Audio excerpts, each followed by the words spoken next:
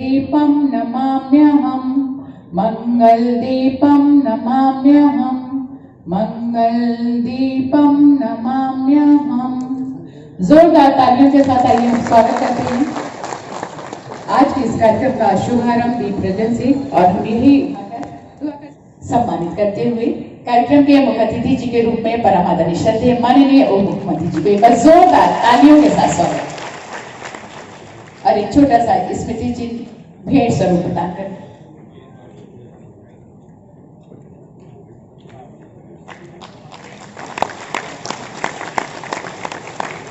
और ये उपहार स्वरूप स्मृति चिन्ह भेंट करते हुए जोरदार तालियों के साथ स्वागत और हमारे बीच मंचासीन है माननीय विधायक परम आदरणीय श्री विवेकानंद जी। एक बार जोरदार तालियों के साथ स्वागत करते हुए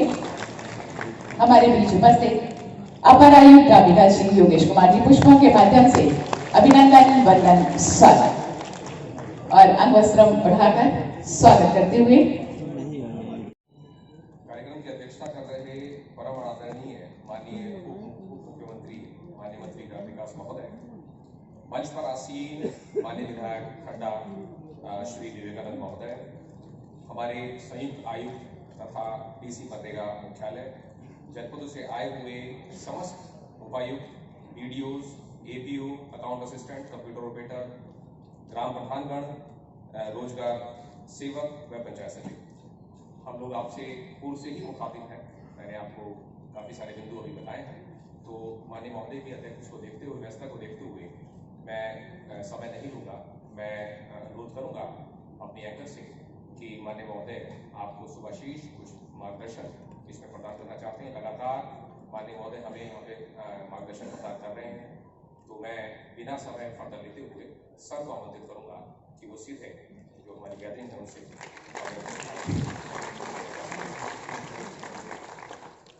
बोलिए भारत माता की जय। चलिए सबसे पहले तो आज जब 4 दिवसीय जो राज्य स्तरीय मनरेगा प्रशिक्षण कार्यक्रम था उसका समापन का दिन, आप सभी को धनतेरस और दीपावली की अग्रिम शुभकामनाएं और बधाई देता हूँ। आज मुझे कुशीनगर में दिल्ली जाना है। मुझे लग रहा था कि आज आप लोगों को नहीं मिल पाऊंगा, लेकिन आग होने के कारण से थोड़ा देर से विमान उड़ेगा, इसलिए आप सबके बीच में आने का मौका मिल गया। ऐसे अवसर पर हमारे जनपद कुशीनगर में खड्डा विधानसभा है, वहां से हमारे विधायक साथी श्री विवेकानंद जी, अपर आयुक्त मनरेगा योगेश कुमार जी, संयुक्त आयुक्त मनरेगा उमेश कुमार त्यागी जी, समस्त अधिकारी, सभी ग्राम प्रधान और यहाँ जो भी मेरे पत्रकार साथी हैं और जिनके माध्यम से आप सबको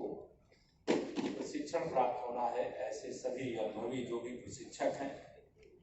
आज मैं इस बात से व्यक्तिगत तौर से काफी प्रसन्नता महसूस कर रहा हूं, जब तक कार्य का विकेंद्रीकरण नहीं होता तब तक कार्य सही ढंग से आगे नहीं बढ़ पाता। यह प्रशिक्षण क्यों हुआ है उसका अगर मोटा मोटा निष्कर्ष निकाल करके कुछ बताना हो तो यह मैं कह सकता हूं कि यह प्रशिक्षण जो पूरे विकास खंड में एवरेज मुझे ऐसा लगता है कि 80 से 100 ग्राम सभाएं एक ब्लॉक के अंदर होती। पहले 80 से 100 ग्राम पंचायतों का काम पहले एक कंप्यूटर पर होता था और आज हर ग्राम पंचायत के पास अपना एक कंप्यूटर है जिसके माध्यम से आप अपने काम को आगे बढ़ाने का काम करें। पहले हम कोई भी काम करना है तो उसके लिए हर काम के लिए ब्लॉक ही जाना पड़ता, लेकिन अब ब्लॉक हो या जिला हो अब गांव में आए और गांव में आकर के आपकी जो भी समस्या है, जो आप अच्छे तरीके से काम कर रहे हैं उसे और अच्छा करने में आपकी मदद करेंगे। देखिए, मनरेगा के नाम को सुनते ही मैं पहले कहा करता था मनरेगा का मतलब लोग भ्रष्टाचार समझते थे, और मनरेगा के मतलब यह माननीय मोदी जी, आदरणीय योगी जी के नेतृत्व में सरकार बनने के बाद मनरेगा का मतलब भ्रष्टाचार नहीं, मनरेगा का मतलब गरीब का विकास, गांव का विकास, और सरकार की अनेक योजनाएं मैं भी नहीं जानता था। मैं कल ही पूरा जो 264 प्रकार के काम है मनरेगा के अंतर्गत, कल मैं गया था औरैया जनपद में, तो मैं जहाज में बैठे बैठे पूरे 264 काम और उसमें क्या क्या किया जा सकता है उसको पढ़ रहा था। जब मैंने उसको 264 काम को पढ़े, मुझे लगता है कि 30-40 काम ऐसे होंगे जो समुद्र तट के आसपास के या वन क्षेत्र वाले प्रदेशों के अंतर्गत होंगे, जहां जो काम हम नहीं यहाँ कर सकते, लेकिन जो काम उत्तर प्रदेश में मनरेगा के अंतर्गत किए जा सकते, मैं आप सबका आह्वान करना चाहता हूं। मनरेगा के नाम से भ्रष्टाचार की इमारत को ढहा करके एक ईमानदारी का ऐसा पुष्प खिला दीजिए, एक ईमानदारी का ऐसा वातावरण बना दीजिए जिसके आधार पर हम गरीब के जीवन में जो बदल लाना चाहते, ये रोजगार की गारंटी है। यही है ना कि हम अगर कोई गांव के अंदर श्रमिक है और उसको श्रमिक है और उसको कोई रोजगार नहीं मिल रहा है, कोई रोजी रोटी का कोई रास्ता नहीं मिल रहा है, तो उसको हम मनरेगा के माध्यम से रोजगार देने का काम करते हैं। मुझे आंकड़ा जो बताया गया है कि 100 दिन रोजगार देने वाले पाने वाले थे, जिनको आप सब लोगों ने उत्तर प्रदेश के सभी जो हमारे ग्राम सभाएं हैं, उन ग्राम सभाओं में 1,60,000 परिवारों को 100 दिन का रोजगार दिया। अब 1,60,000 100 दिन का रोजगार पाने के बाद फिर वो केवल श्रमिक नहीं रह जाते, वो श्रमिक की श्रेणी से ऊपर उठ जाते हैं। और ये गारंटी सुनिश्चित करना चाहिए, ये मैं निर्देश भी देना चाहूंगा इस कार्यक्रम के माध्यम से, कि जो 1,60,000 100 दिन काम प्राप्त कर चुके हैं, उनका प्रशिक्षण करा करके उनके श्रम शक्ति को कुशल श्रमिक के रूप में उनकी आय बढ़े, उनको अधिक आमदनी मिले, इसका भी प्रबंधन करना चाहिए। जिन्होंने 1,60,000 जो हमारे श्रमिक परिवार हैं, उनका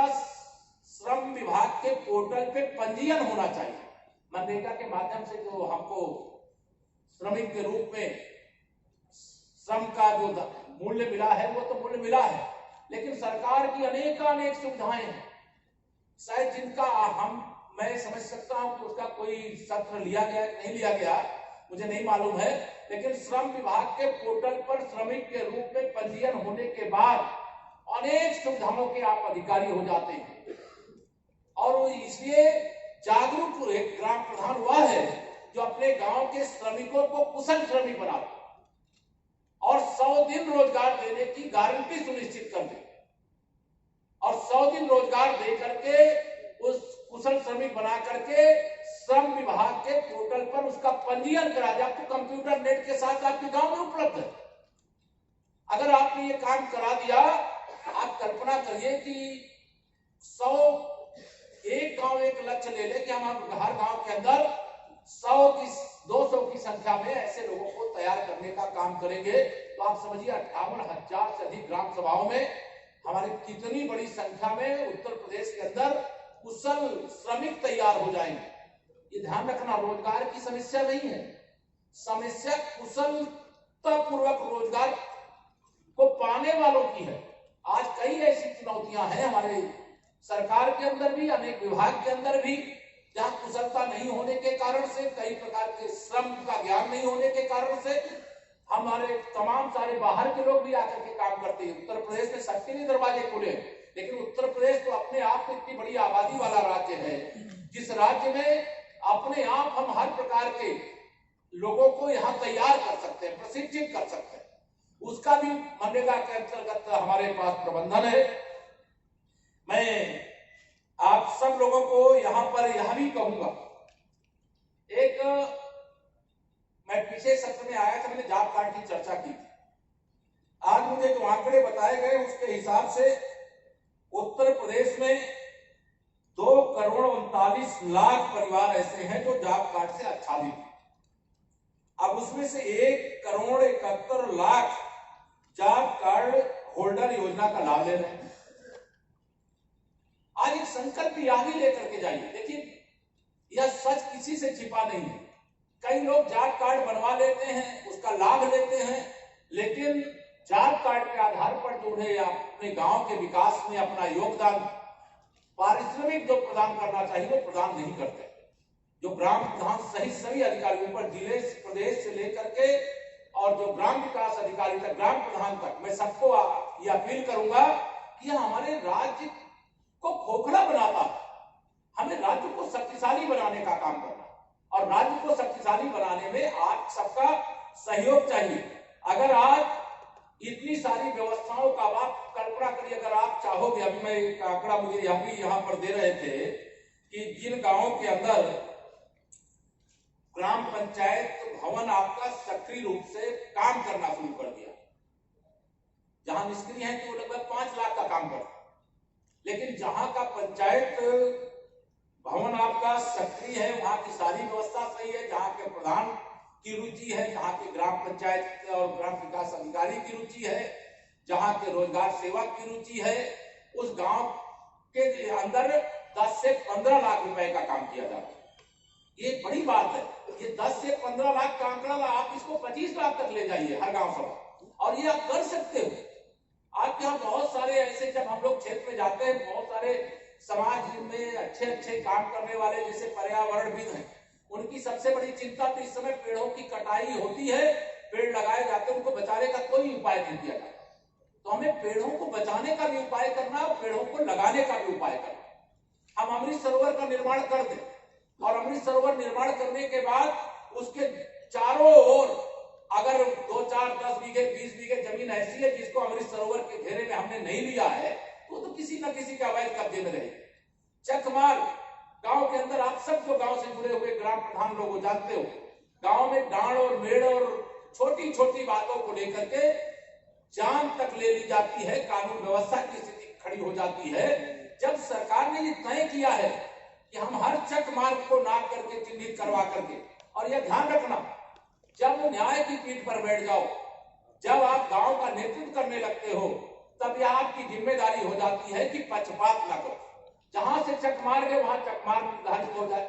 क्योंकि जो कब्जा किए वो छोड़ना नहीं चाहता, और जिसको उस रास्ते से आना जाना है वो चक मार्ग बनते हुए देखना चाहता है। हमारे पास मनरेगा के माध्यम से उन चक मार्गों को बनाने की सुविधा है। सरकार ने सभी जिलों को निर्देश दिया है कि चक मार्गों का चिन्हीकरण करा करके खरीफ की फसल के बाद उन चक मार्गों का निर्माण किया जाएगा। अब चक मार्ग के निर्माण के लिए आप सब ग्राम प्रधान सजग रहो, आपके गांव की 25% लड़ाई खत्म हो जाएगी। बहुत सारे गांवों के अंदर तमाम जो सरकारी जमीन है उस पर अवैध कब्जा है। मैंने कई गांवों के अंदर यह देखा कि पंचायत भवन बनाने को लेकर के भी, अब एक ग्राम सभा में कई छोटे छोटे ग्राम होते, अब उन गांवों में से जहां जिस गांव का प्रधान है उसने सोचा कि जहां का मैं हूं वहां पर पंचायत भवन बन जाए, जबकि वो केंद्र बिंदु नहीं है पूरी ग्राम सभा का। इस प्रकार का भाव नहीं आना चाहिए। पानी की इस समय पाइपलाइन से पानी पहुंचाने के बड़ा कार्यक्रम चल रहा है। अब उस कार्यक्रम में मेरे पास अभी कई गांव के लोग आए कि अगर ये पानी की टंकी यहाँ नहीं यहाँ बन जाती, और मैं कई ऐसे गांव के बारे में जानता भी हूँ कि जो बनाने के लिए स्थान बदलवाना चाहते हैं, उनका उद्देश्य पवित्र नहीं है। वह चाहते हैं कि वहां गांव के आसपास जो रहने वाले लोग हैं, जो वहां छोटी छोटी जो जरूरतें होती, शादी विवाह होता है, कोई का सुख दुख होता है, उस स्थान का उपयोग करते हैं। ऐसी भी मानसिकता से ग्रसित लोग रहते हैं कि वहां पर पानी की टंकी बन जाएगी तो फिर वहां पर उनके इस प्रकार के काम नहीं। ये पाप भाव है, ये गलत भाव है। इस प्रकार का भाव ला करके कभी हम गांव की भलाई, और यह ध्यान रखना चाहिए सदैव कि अगर हम अच्छे भाव से काम करेंगे तो आगे हमारा भविष्य उज्जवल रहेगा, और अगर हम गलत भाव से काम करेंगे तो निश्चित तौर से उसका परिणाम अनुकूल नहीं मिलता। मैं आप सब आज यहाँ, चूंकि आप जानते हैं कि मनरेगा के माध्यम से हम लोगों, गरीबों का विशेष तौर से जीवन बदल करने का काम कर रहे हैं, और यह जो जीवन बदल करने का काम कर रहे हैं उसमें कई चीजें ऐसी जिसे हम अस्थायी तौर से भी निर्माण करने का काम कर सकते हैं। अस्थायी निर्माण में 60-40 का रेशियो, मालूम है ना आप लोगों को? 60-40 का रेशियो है। लेकिन इसमें अगर 40% भुगतान का जो 75% है वो भारत सरकार देती और 25% राज्य सरकार देती है। जो ग्राम प्रधान और वहां की टीम गांव के विकास के मॉडल के लिए गांव के लोगों के साथ चर्चा करके अपने गांव को अपने ब्लॉक के अंदर, अपने जिले के अंदर नंबर 1 बनाना चाहिए। वो सबसे अच्छा काम करके अपने गांव की हर गली, हर मोहल्ले को चमकाने का काम कर सकते हैं। हर गांव के अंदर कोई ना कोई आजकल इंजीनियर मिल जाता है, पढ़ा लिखा हमारा। उसकी एक टीम बनाइए, कभी उससे बैठ करके चर्चा करेंगे तो उसको भी अच्छा लगेगा। अच्छा, प्रधान जी ने हमको बुलाया, ऐसे 10, 20, 25 लोगों को बैठा करके उनकी राय लीजिए और गांव का एक बहुत अच्छा रोड मैप तैयार करिए और रोड मैप तैयार करके हम गांव को आगे बढ़ाने का काम करें। ऐसा मैं आप सब लोगों का आह्वान करता हूं। अभी एक बड़ा काम वो हम अपने चाहे सारानाम के माध्यम से कर रहे हो, चाहे मनरेगा के माध्यम से कर रहे हो,